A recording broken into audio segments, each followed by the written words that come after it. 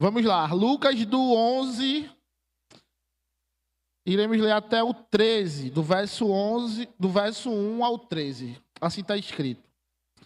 De uma feita estava Jesus orando em certo lugar.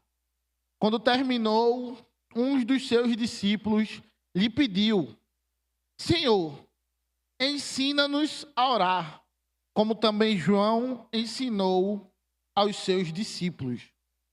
Então ele os ensinou: quando orardes, dizei: Pai, santificado seja o teu nome, venha o teu reino. O pão nosso cotidiano dás-nos de dia em dia. Perdoa-nos os nossos pecados, pois também nós perdoamos a todos os que nos devem. E não nos deixeis cair em tentação. Disse-lhe ainda Jesus: qual dentre vós, tendo um amigo, e este for procurá-los à meia-noite e lhe disser: Amigo, empresta-me 3 pães, pois um amigo meu, chegando de viagem, procurou-me, e nada tenho que oferecer.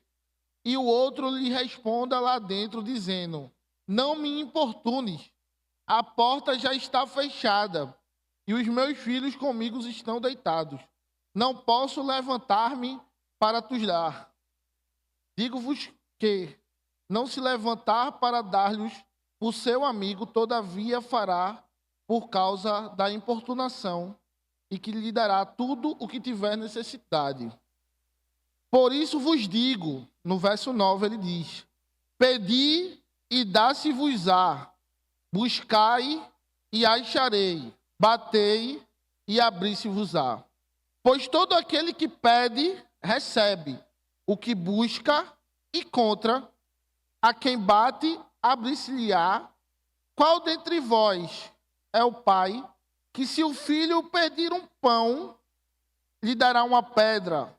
Ou se pedir um peixe, lhe dará, em lugar de peixe, uma cobra? Ou se lhe pedir um ovo, lhe dará um escorpião? Ora, se vós, que sois maus, sabeis dar boas dádivas aos vossos filhos, quanto mais o Pai Celestial dará o Espírito Santo a quem lhe pedirem. Que a palavra de Deus produza frutos vivos e práticos no nosso coração. Antes de começar, vou dar aqui um breve testemunho e vou dar um contexto da palavra de hoje, né? Primeiramente, contar um breve testemunho. Há mais ou menos um mês atrás, eu estava escalado para pregar na quarta-feira. E como toda pregação, né, aqui, principalmente na IBCG, a gente se prepara, a gente estuda, né? A gente faz um esboçozinho ali, né? Aqui, graças a Deus, temos pregações, né, maravilhosas, né, de qualquer dos 6 pastores que nós temos na casa. E aí, no dia que eu iria pregar, caiu um toró, né? Foi aquele dia que choveu há mais ou menos um mês atrás, 15 dias, 20 dias atrás. E aí o pastor ligou para mim, eu estava com o Gabi no carro, Gabi hoje está de plantão, mas nesse dia ela estava de folga. Eu estava com o Gabi no carro e a gente estava tentando passar a Olinda, né? Porque a Olinda, quando chove, vocês sabem, né? Estava daquele jeito, né? E o pastor falou: homem de Deus, volte para casa. E eu: não, pastor, eu vou. Eu me preparei, né? Me preparei aquela ministração. E aí, conversando com o Gabi, né? Gabi falou: amor, é melhor voltar para casa. Não está dando para passar. E aí eu voltei entristecido para casa naquele dia, né? Poxa, me preparei tanto, orei tanto. Mas a gente voltou para casa. E aí eu orei a Deus, né? Deus, se for da tua vontade, que se um dia essa palavra chegue em algum lugar, né? Até porque a gente sabe que... E eu acho que no outro dia, ou no mesmo dia, né? A diaconisa Fabiana falou comigo: pastor, tem como o senhor trazer uma reflexão no culto de sexta-feira, ou foi sábado pela manhã? Disse: olha, graças a Deus, né? A mensagem será pregada. E aí, outro dia, né? Ou no mesmo dia, um amigo meu, um missionário Clávio, lá de Belém de Maria, falou: Wellington, vê só, eu estou fazendo aqui cultos online agora, toda sexta-feira. Teria como tu trazer a mensagem, né? Nessa sexta-feira? Eu falei: claro, já tenho uma pronta já. Então, assim, graças a Deus, né? A gente não sabe como Deus trabalha. Aquela mensagem não era para cá, não era para quarta-feira à noite. Mas graças a Deus, a Igreja Batista de Campo Grande, que estava num momento de oração, escutou a pregação. E o povo lá de Belém de Maria, 100 quilômetros daqui, escutou essa pregação. Então, coloquem a vida de vocês na mão do Senhor. A vontade dele é boa, perfeita e agradável. Fechando parêntese, né? Isso era só um breve testemunho. Eu vou dar aqui um contexto do livro de Lucas, né? Nós temos 4 evangelhos: Mateus, Marcos, Lucas e João. Evangelho é uma palavra que deriva do grego, né, que significa boa notícia, né? Que são as narrativas da vida de Cristo, do nascimento até a sua morte. 3 desses evangelhos são sinóticos, né? O evangelho de Mateus, de Marcos e de Lucas. Sinótico também é uma palavra que deriva de 2 palavras gregas, né? Sim e ópticos, que significa mesma visão, mesma perspectiva, mesmo olhar, né? Óptico de olho mesmo. Esses evangelhos sinóticos, eles têm uma perspectiva de contar a história de Jesus do nascimento até a morte. Então, todos eles começam com Jesus nascendo, conta o ministério de Jesus e termina com sua morte e ressurreição. É tanto que, se você ler o evangelho de Mateus, de Marcos e de Lucas, eles têm narrativas parecidas. A mesma história contada por alguma perspectiva diferente. Vocês vão entender o porquê dessa explicação toda. Não devemos esquecer que esse culto é um culto de oração e doutrina, né? Então, eu estou aqui doutrinando-os. O evangelho de Mateus e de Marcos, academicamente, eles têm um debate quem foi escrito primeiro. 70%, 80% dos teólogos acreditam que Marcos foi o primeiro evangelho escrito primeiro. Mas existe 30% ali dos teólogos, que é a minoria, que acredita que Mateus foi escrito primeiro. Então, dos 3 evangelhos, existe um debate se foi Mateus ou se foi Marcos que foi escrito primeiro. Mateus foca em Cristo como rei, como Messias, aquele que os judeus esperavam. Marcos foca em Jesus como um servo. Apresenta Jesus como aquele servo sofredor predito, prometido lá em Isaías. E Lucas nessa história? Lucas, com certeza, foi, dos 3 evangelhos sinóticos, o último escrito. Com certeza. Provavelmente, o evangelho de Marcos e o evangelho de Mateus foram escritos ali por volta de 50, 60 anos depois de Cristo. O evangelho de Lucas foi escrito ali entre 70 e 80 depois de Cristo. E tem uma coisa que o evangelho de Lucas faz que os outros 2 evangelhos sinóticos não fazem. Que primeiro é apresentar Jesus como um homem perfeito, que não pecou. E mais, e aí esse preâmbulo todo foi para dizer essa frase: apresentar Jesus como um homem de oração. Em Lucas, Jesus é apresentado como um homem de oração. Existem narrativas que existem em Marcos, que existem em Mateus e que existe em Lucas, mas em Lucas, Jesus tem o detalhe de que ele estava orando naquele momento. E aí nós vamos agora falar sobre alguns desse momento. Deixa eu abrir meu esboço aqui digital, que vamos juntos agora ver esses momentos. Eu pretendo terminar isso daqui a 3 minutos, para entrar propriamente na ministração. Primeiro momento, batismo. No batismo, Mateus relata o batismo de Jesus. Marcos relata o batismo de Jesus.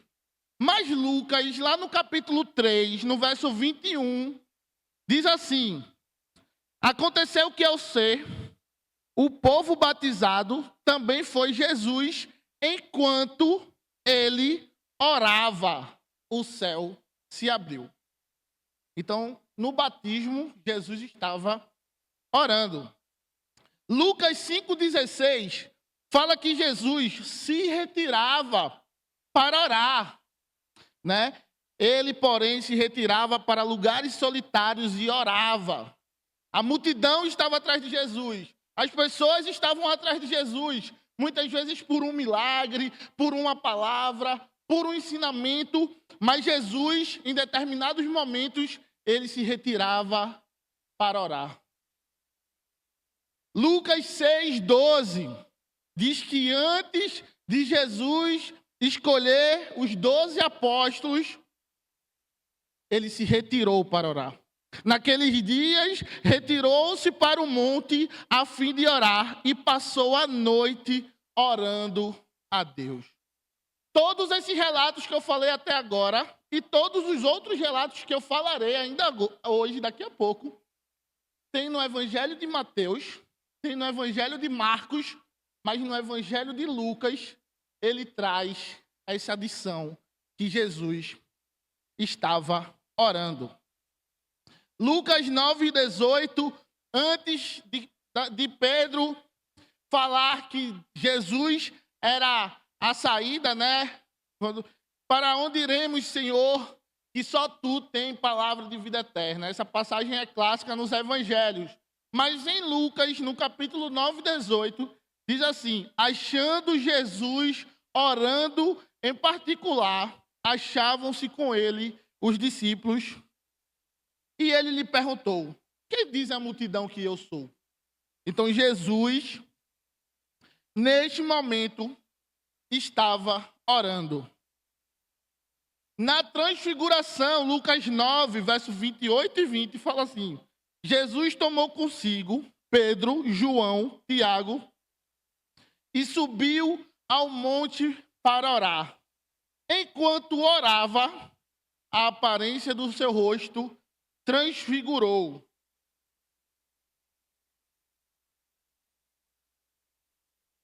No verso 22, versículo 32, Jesus diz que orou por Pedro. Mas eu roguei por ti, para que a tua fé não desfaleça, e quando tu te converteres, fortalece os teus irmãos. Jesus, antes de ser crucificado, estava ali orando por Pedro, porque sabia que Pedro teria uma liderança no primeiro momento ali do cristianismo. E Pedro, como nós sabemos, é aquele discípulo que ele tem a sua liderança, mas que nem sempre toma as melhores atitudes, né? Pedro era um cara meio brabo, né? Tipo, a gente vê quando vão prender Jesus, Pedro puxa da espada, tora a orelha do soldado. Pedro é aquele cara, né, que os discípulos veem um fantasma que, na verdade, era Cristo andando pelas águas, né? E Jesus diz: vem cá, Pedro, venha. E ele: eu vou, né? Todo valentão. E Jesus diz, no verso 22, para Pedro: eu estava orando por ti. Porque Jesus sabia o que ia acontecer. E eu já estou terminando. Passei até mais tempo do que deveria, mas estou terminando. No Getsêmani, capítulo 22, diz assim: afastou-se deles cerca de um tiro de pedra e de joelhos orava. E nos últimos momentos de Jesus, já na cruz, essa parte é muito interessante. Porque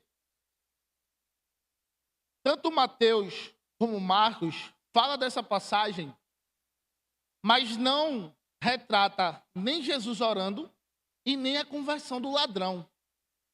Então, em Lucas, a gente vê que Jesus orou e o ladrão, um dos ladrões, se converteu. Então, enquanto estava na cruz, Jesus estava orando, dizendo: Pai, perdoa-lhes, porque não sabem o que fazem. E por último, para encerrar, Lucas 23:46, Jesus entrega a sua alma nas mãos do Senhor e morre.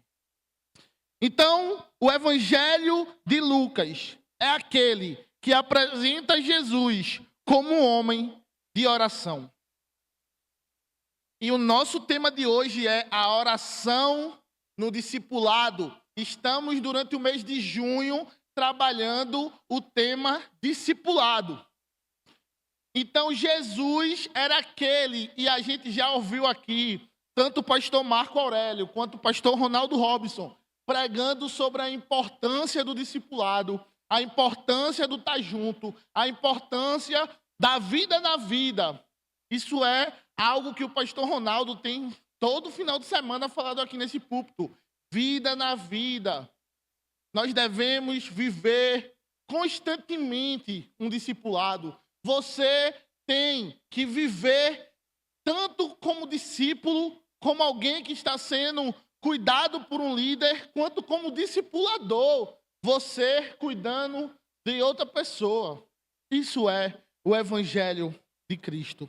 E Jesus, no Evangelho de Lucas, ele é apresentado como essa pessoa, esse líder, esse Senhor que discipula e ora. Então, voltando para o texto que estávamos lendo, os discípulos, no início do capítulo 11, chegam em Jesus e pedem: Jesus, nos ensina a orar. Um pouco antes, e aí vou aqui ser, como é que eu posso dizer, um honesto intelectual.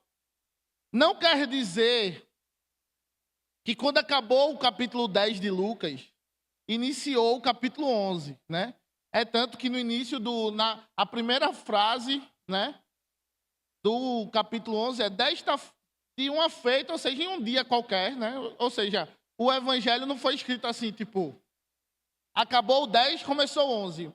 Mas no final do verso 10, do capítulo 10, tem uma coisa muito interessante que deve ter impactado a vida dos discípulos, que é a questão de Marta e Maria.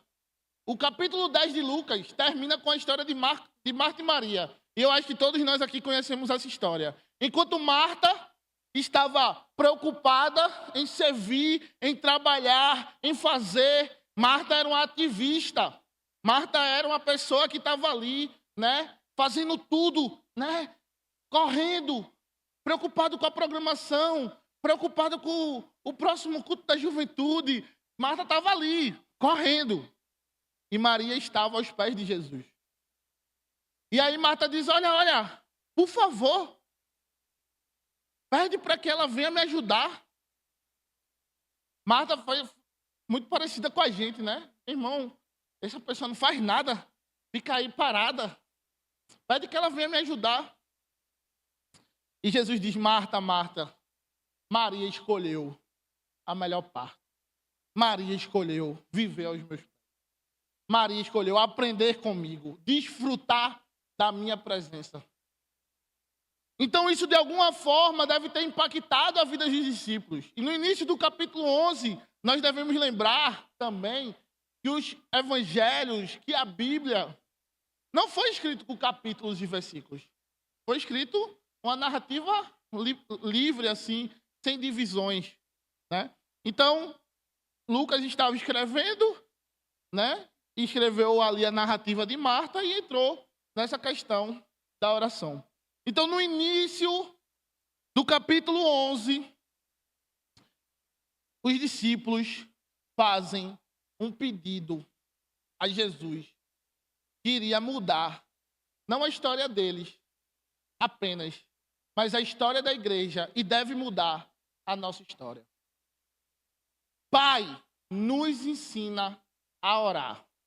A primeira coisa que eu aprendo aqui, e aí, literalmente, entrando na ministração, é que nós devemos constantemente ter essa postura de humildade, de dizer assim, Pai, eu não sei orar. Eu preciso que o Senhor me ensine a orar. Isso é uma verdade. Lá em Tiago fala que nós não oramos como convém, não sabemos pedir. Em Romanos fala que o Espírito Santo, ele geme, né? Ele chora por nós com gemidos inexprimíveis, porque nós não sabemos orar.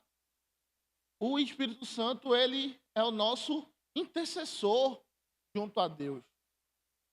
Então nós devemos ter essa postura de humildade, de dizer assim, eu não sei orar.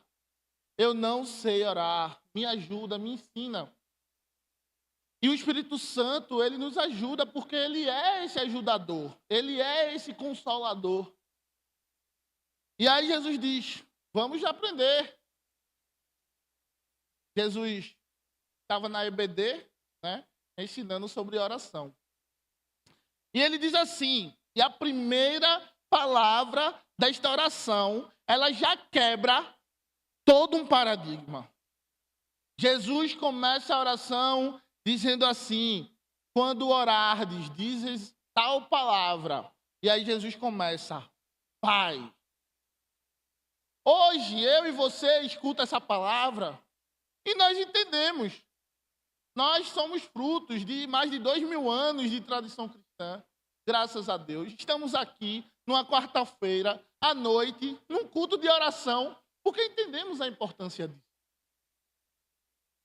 Mas quando Jesus começa a sua oração dizendo assim, Pai, Abba, ele ali está quebrando um paradigma gigantesco. Porque os fariseus, os saduceus, os escribas, todos os profetas do Antigo Testamento começavam a sua oração falando assim, eterno. Começava a sua oração dizendo santíssimo. Que não está errado. Estou dizendo aqui que está errado. Mas Jesus nos aproxima de Deus. Jesus diz, olha, quando orardes, chama ele de Pai. A tua relação agora com Deus não é mais de uma relação longa, uma relação longínqua, não é uma relação de distância, não é uma relação de que eu estou aqui desse lado do abismo, existe um abismo e Deus está do outro lado. E eu estou aqui gritando, tentando chamar a sua atenção. Não, a partir de agora, a minha relação com vocês é de paternidade. Me chamem de Pai. E aí, depois dessa relação, depois que eu começo a minha oração, dizendo assim, Pai, Abba. E algumas pessoas vão dizer que esse Abba é até algo mais carinhoso. Não é só pai, mas é paizinho, é painho. É uma relação de intimidade. E aí, depois que eu abro a minha relação com o meu pai, eu digo os atributos dele. Porque apesar da relação ter se aproximado, a minha relação com Deus ter se aproximado, eu continuo sendo eu e Deus continua sendo Deus. Então, apesar de eu chegar com Ele, com a palavra de carinho, com a palavra de proximidade, com a palavra de chamego, eu tenho que reconhecer, santificado seja o teu nome, venha o teu reino. Então, apesar dele ser meu pai, ele continua santo e eu continuo pecador. Ele continua perfeito. Eu continuo precisando dessa perfeição para me aproximar dele. Ele continua sendo o rei de um reino e eu sou o seu súdito. Alguns, mais radicais, e quando eu estou falando aqui da palavra radical, não é de radicalismo, de extremo, não, mas eu falo de radicalidade aqui, na raiz do termo radicalidade, que é raiz, Aqueles que estão mais profundos, eles vão dizer que são escravos. E aí, não me julguem. Quem fala isso é Paulo. Paulo diz, eu sou escravo, eu sou servo. Em grego ele diz doulos, E Lutero tem um livro chamado Escravos de Deus. Eu sou escravo. Então, quando nós se aproximamos de Deus, nós, nesse novo momento, nos aproximamos como filho, mas também nos aproximamos como pecadores humildes e como servos de um rei. E aí é interessante que a partir desse momento, e aí a gente entra no segundo ponto da pregação de hoje, a oração ela é coletiva. A oração ela é conjunta. A oração deixou de ser me dê coisas, me traga coisas, me abençoe, multiplique a minha descendência, que era a oração feita naquele momento. E ele diz assim, o pão nosso, o nosso pão, o pão da igreja, nos dai hoje. Perdoa-nos. Não é mais, eu não peço perdão apenas para mim. Eu peço perdão pelos meus irmãos. Eu peço perdão por aqueles que estão junto comigo. E eu não peço perdão apenas por pedir perdão. Eu peço perdão porque eu perdoo. Jesus diz assim, perdoa-nos os nossos pecados, pois também nós estamos perdoando. A oração, o novo momento que Jesus inaugura nesta oração, a oração para de ser individual. E agora a oração ela é coletiva. A oração é por um corpo. São por pessoas que precisam, que necessitam tanto do pão quanto nós mesmos. E Jesus termina essa oração dizendo assim, e não nos deixe cair em tentação. Porque Jesus conhece o nosso eu. Jesus é o nosso Pai. Jesus é aquele que deu a vida por nós.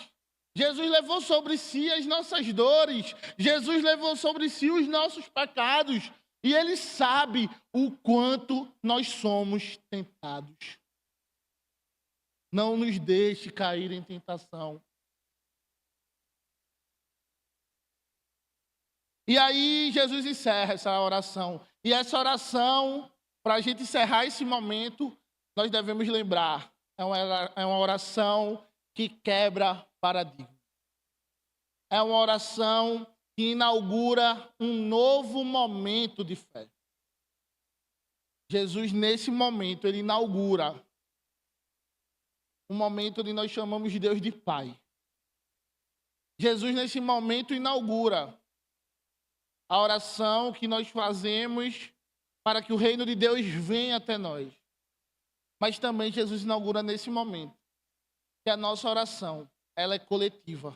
Ela é o pão nosso, não é o meu pão, é o pão nosso. Não é perdoa só os meus pecados, perdoa os meus pecados, porque eu também estou perdoando as pessoas. E aí, entre o verso 5 e o verso 8, Jesus conta uma parábola de um amigo que vai na casa do outro amigo para fazer um pedido por outro amigo de madrugada. E ele diz assim, me dá 3 pães. Me dá 3 pães, porque um amigo meu chegou na minha casa e eu não tinha nada. Aquelas visitas que surgem em momentos não tão oportunos. Acontece. E aí Jesus faz uma reflexão para os discípulos. Seria correto a pessoa que está dentro da sua casa, vendo o seu amigo pedir, lá do lado de fora, e ele dizer, não, já estou com a porta fechada, já estou aqui deitado com os meus filhos. Seria oportuno? Claro que não, né? E aí ele diz que o amigo, veja como é interessante essa parábola. Ele diz que o amigo, ele concede o pedido do outro amigo para o outro amigo, nem que seja pela importunação, né? Nem que seja, meu irmão, esse bicho saiu de casa às 3 da manhã, veio aqui na minha casa para pedir 3 pão, nem que seja pela importunação dele, eu vou dar esses 3 pães. Mas ele termina essa parábola dizendo assim: lhe dará tudo o que tiver necessidade. Essa é a relação que nós temos com Deus. Muitas vezes nós seremos o servo que importuna o nosso Deus. Mas nós temos a certeza que Deus ouve as nossas orações e Ele nos dá tudo o que nós temos necessidade.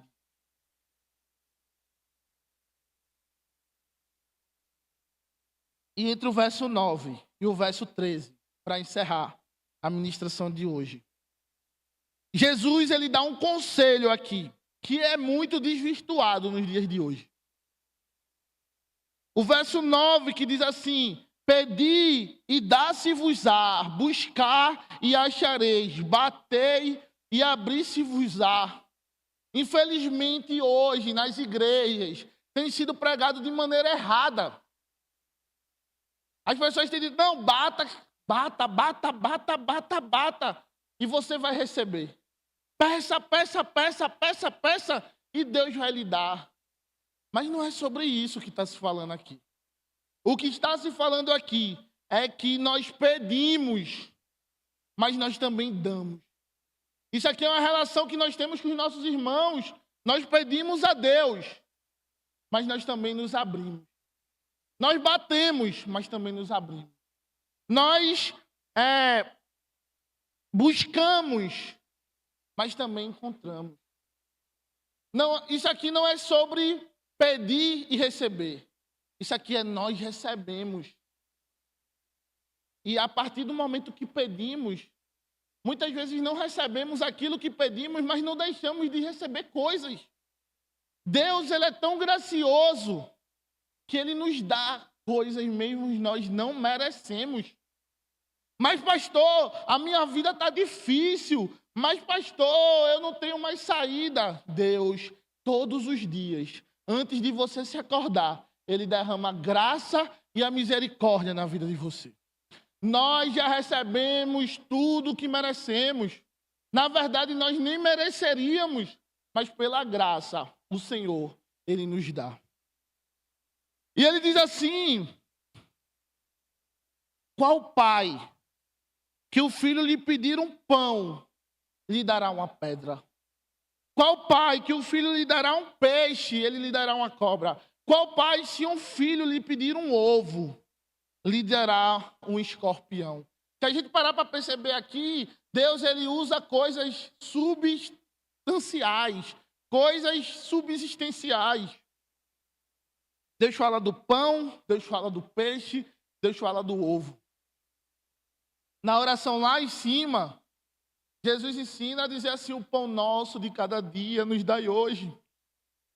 E lá embaixo, Jesus diz: peça o pão e vocês receberão o pão. Peça o ovo, vocês receberão o ovo. Peça o peixe, vocês receberão o peixe.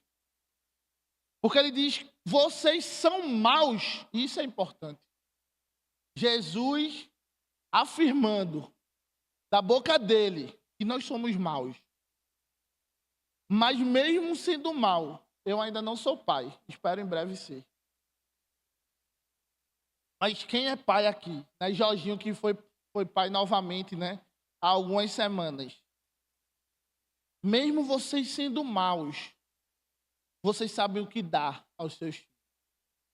Imagina Deus. E aí, que Jesus aqui, eu sei que isso é aberto à interpretação, mais uma vez, sendo honesto aqui intelectualmente, algumas pessoas vão dizer aqui, não, isso aqui está dizendo que se eu pedir o Espírito Santo, Deus vai me dar. Isso é uma linha de interpretação, isso é uma linha interpretativa.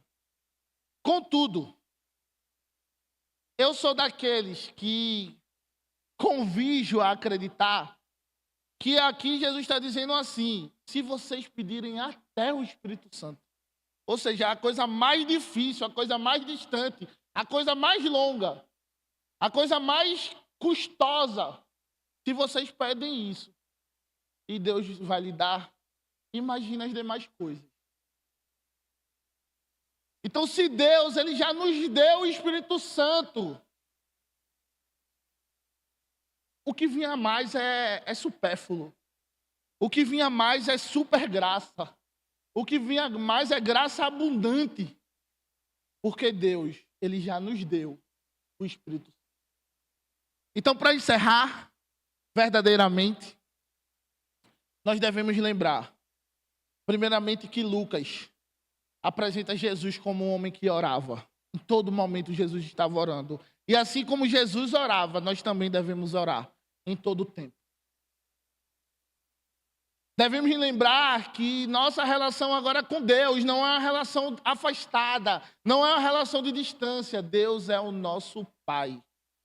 Claro que você não é filho de Deus por seus méritos. Lembre sempre disso. Você é filho de Deus porque Jesus morreu na cruz. E através dele, como está escrito, nós somos feitos filhos de Deus. Não é através de nós, não é através do nosso mérito, não é através da nossa bondade, não é através, não. É graça, é dom. Mas apesar de termos hoje uma relação de paternidade e pai e filho, nós devemos lembrar que Deus ele é santo e é o nosso rei.